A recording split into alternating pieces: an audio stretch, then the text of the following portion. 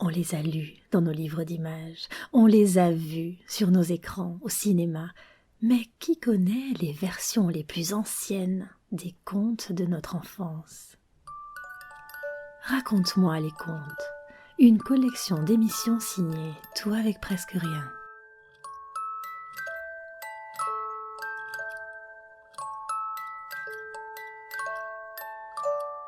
Une belle, endormie depuis 100 ans. Un prince hardi qui traverse un bois d'épines, qui tombe amoureux et qui l'embrasse. Que s'est-il passé ensuite? Ils se marièrent et eurent beaucoup d'enfants? Oh non, non, non! La plupart des dessins animés et autres livres d'images nous font croire que tout se termine ainsi. Nous allons voir que l'histoire originale écrite par Charles Perrault est loin d'être terminée. Pendant ce temps, tout le palais s'était réveillé en même temps que la princesse. Chacun songeait à faire sa charge, et comme ils n'étaient pas tous amoureux, ils mouraient de faim. La dame d'honneur, pressée comme les autres, s'impatienta et dit tout haut à la princesse que sa viande était servie. Le prince aida la princesse à se lever. Elle était tout habillée et fort magnifiquement, mais il se garda bien de lui dire qu'elle était habillée comme sa grand-mère et qu'elle avait un collet monté. Elle n'en était pas moins belle. Ils passèrent dans le salon des miroirs et y soupèrent, servis par les officiers de la princesse. Les violons et les hautbois jouèrent de vieilles pièces, mais excellentes, quoiqu'il y eût plus de 100 ans qu'on ne les joua plus. Et après souper, sans perdre de temps, le grand aumônier les maria dans la chapelle du château, et la dame d'honneur leur tira le rideau.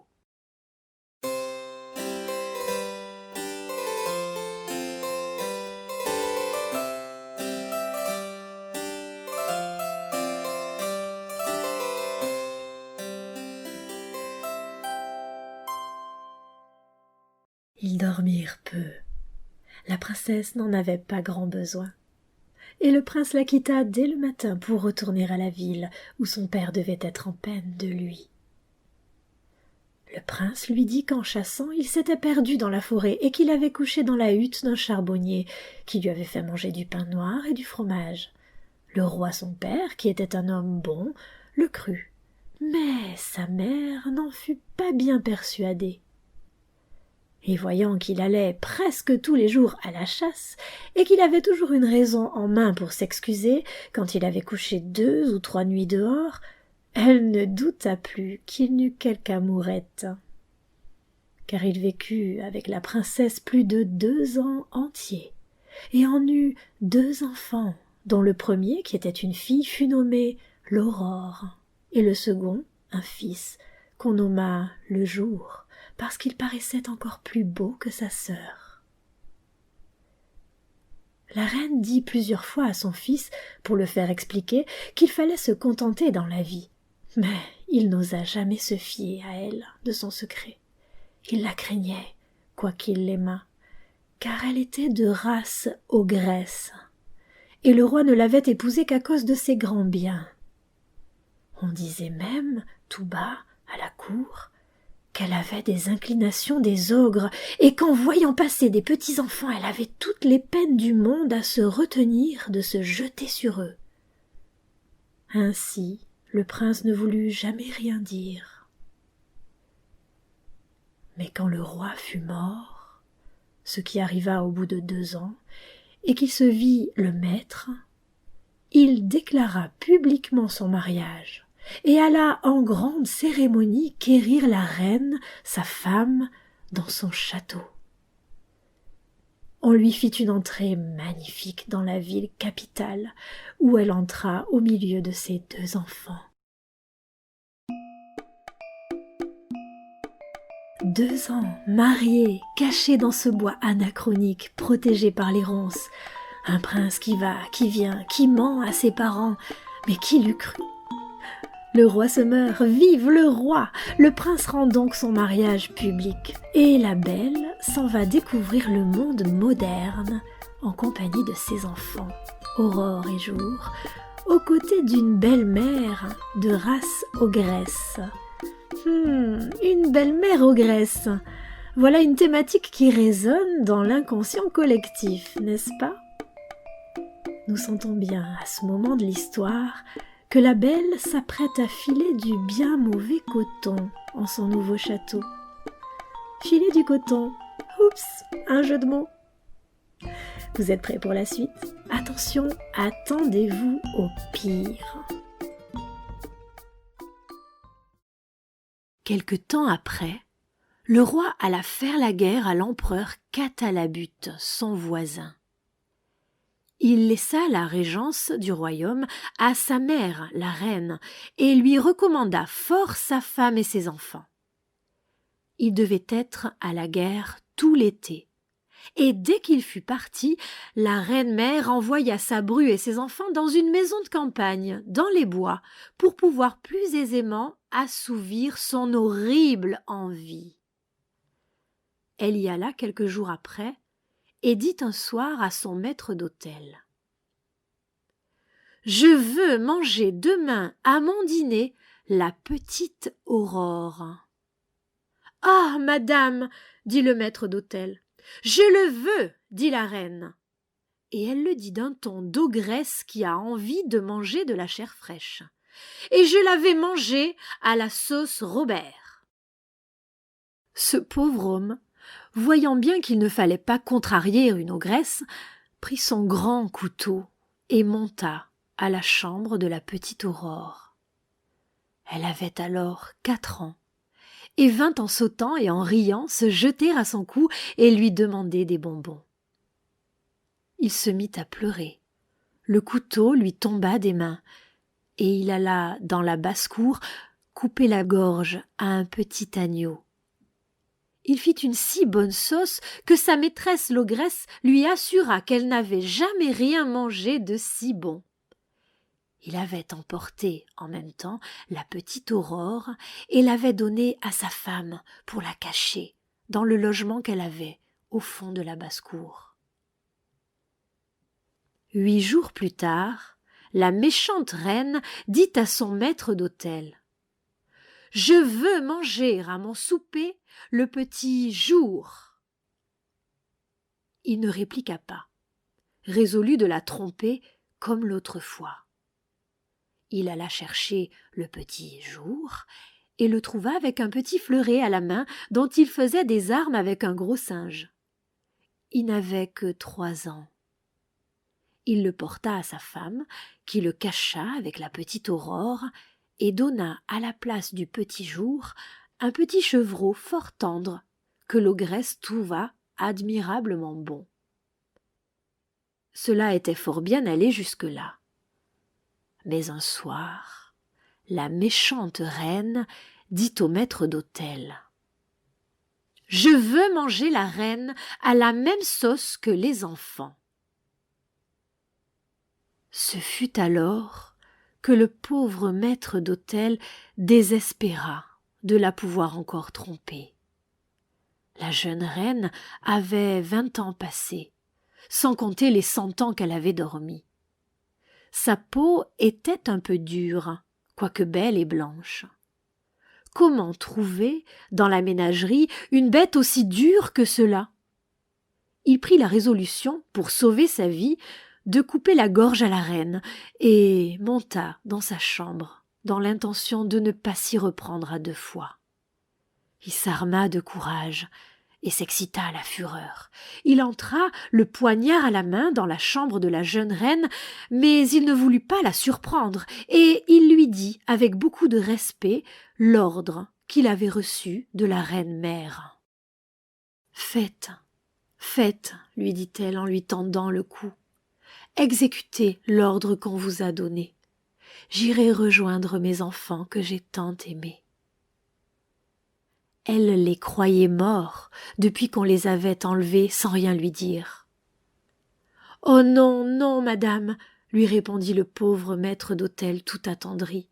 Vous ne mourrez point, et vous irez revoir vos enfants, mais ce sera chez moi, où je les ai cachés, et je tromperai la reine en lui faisant manger une jeune biche à votre place. » Il la mena aussitôt à sa chambre, où, la laissant embrasser ses enfants et pleurer avec eux, il alla préparer une biche avec sa sauce. La reine la mangea à son souper, avec le même appétit que si c'eût été la jeune reine. Elle était bien contente de sa cruauté. Elle se préparait à dire à son fils le roi, à son retour, que les loups, enragés, avaient mangé la reine, sa femme et ses 2 enfants.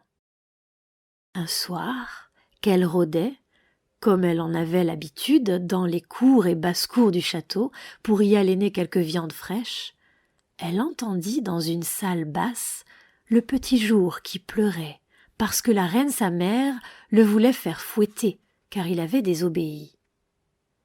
Elle entendit aussi la petite Aurore qui demandait pardon pour son frère.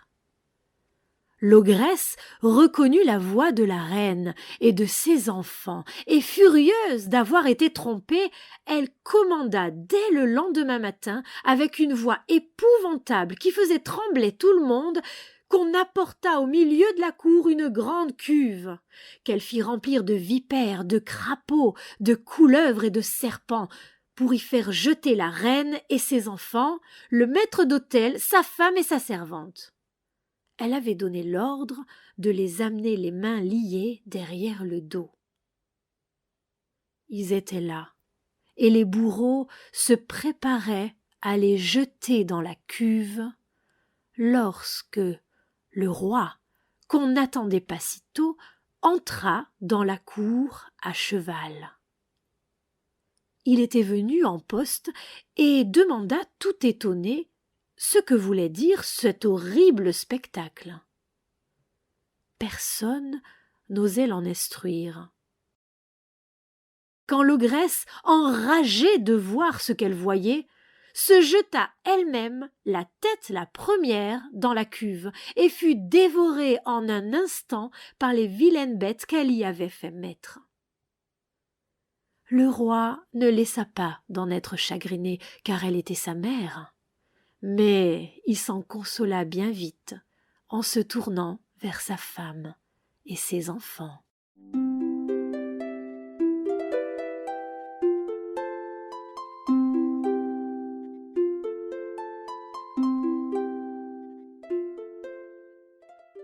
Charles Perrault termine ici son histoire, et comme c'est l'usage à son époque, il y ajoute quelques lignes qu'il appelle « moralité ». Faire la morale, voilà qui n'est plus du tout à la mode de nos jours.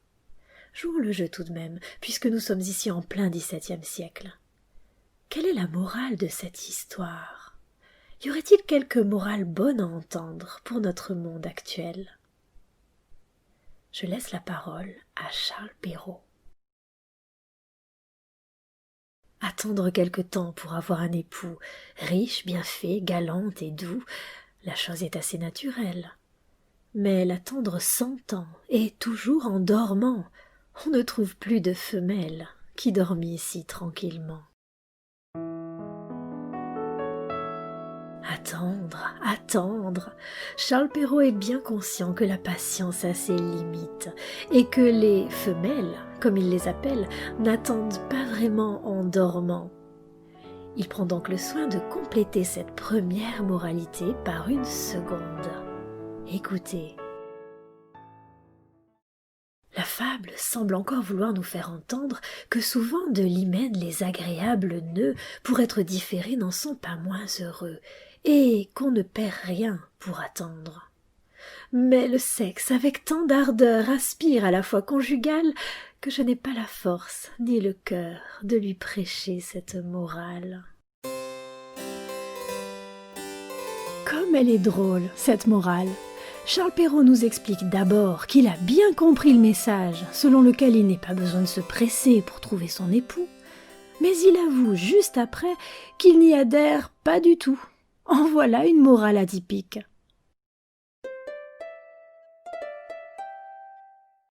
Il existe plusieurs versions de La Belle au bois dormant. Les versions orales sont évanescentes. Il nous reste les versions écrites. La plus ancienne nous arrive de Naples. Un certain Giambattista Basile, né à la fin du XVIe siècle. Courtisan et poète à la cour de Venise puis au royaume de Naples, il signe une histoire intitulée « Le soleil, la lune et Thalia ». La Belle au bois dormant s'appelle alors Thalia. Et suite à la visite d'un roi qui, en pleine partie de chasse, la découvre endormie dans son château, elle met au monde des jumeaux qui s'appellent Soleil et Lune. Que s'est-il donc passé? De quelle nature était cette chasse? N'appellerait-on pas cela un viol? Les enfants naissent et la Belle dort encore. Le père a disparu. Dans cette version de Giambattista Basile, ce n'est pas un prince qui la tire de son sommeil. Oh, loin de là! C'est l'un des bébés qui suce si fort son doigt, croyant qu'il s'agissait de son sein, qu'il lui arrache l'écharde qu'il avait plongée dans son profond sommeil. La belle Thalia se réveille donc fille-mère et adultère, car le roi se souvient de son aventure longtemps plus tard, lorsque les enfants ont déjà grandi, et à partir de là, la belle Thalia devient sa maîtresse. Alors commence le plus terrible de l'histoire. Ce n'est pas sa belle-mère, mais l'épouse légitime qui va s'acharner contre elle et ses enfants. La reine n'est pas ogresse dans cette histoire-là, mais elle ordonne de faire cuire les deux enfants et de les servir en sauce à leur père le roi. Quelle horreur! Comme pour Perrault, ils seront sauvés par une ruse du cuisinier. Quant à la mère adultère, la reine la condamnera au bûcher, et le roi daignera à peine la défendre. Mais quel goujat, ce roi! On est bien loin du valeureux prince qui vient sauver la princesse endormie.